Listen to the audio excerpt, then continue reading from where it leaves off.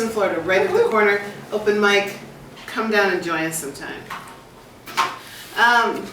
So as Bloodflower dubbed this resistance reading, disobedience, disestablishmentarianism, which I had to look up again, which was an 18th century UK movement for the separation of church and state.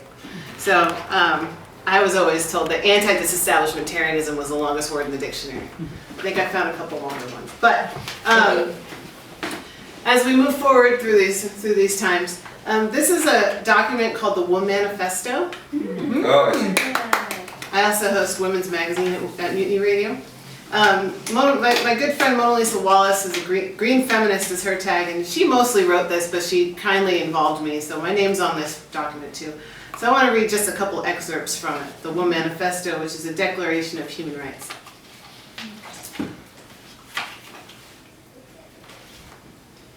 I and future generations are entitled to natural resource preservation, biodiversity protection, truthful labeling, local food infrastructure, and effective protection from environmental and health harms generated by the machinations of commerce and human activity. That's right! I oppose corporate personhood, recognizing the moral imperative that all humans are individual lives with rights that are worthy of preference toward the protection of these rights, not to be transgressed, purchased, unduly influenced, or even balanced against such rights or their equivalents attributed to non-human entities or constructs such as corporations, governments, and religions. I affirm my membership in the human community. Woo-hoo.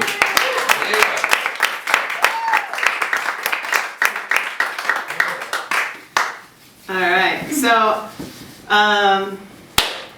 it's always darkest right before the dawn. And I think we've seen how deep and dark mankind has gone. So the only conclusion that must be drawn is it's time for revolution. Yeah! The poem I'm going to share tonight was inspired by the Trans-America building downtown, Pyramid Building. So it's called Pyramid. Sometimes it all seems like a pyramid scheme, working your way into the ground floor and maybe staying there forever. Yet up at the tippy top, it looks like they're getting ready to topple, making a precarious point on the nature of achievement and the deceit of power. Everybody's counting breaths and holding on to the hours, so let's make a connection. We are all one. And the strength of the foundation is what makes it all possible, operational. So represent your percent of participation. Credit is due.